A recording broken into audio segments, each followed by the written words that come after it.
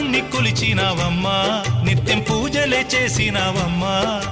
గూడు చెదిరిపాయ గుండెల విసిపాయ గూడు చెదిరిపాయ గుండెల విసిపాయ కొలిచిన రామయ్య కొండ దిగిరాడాయే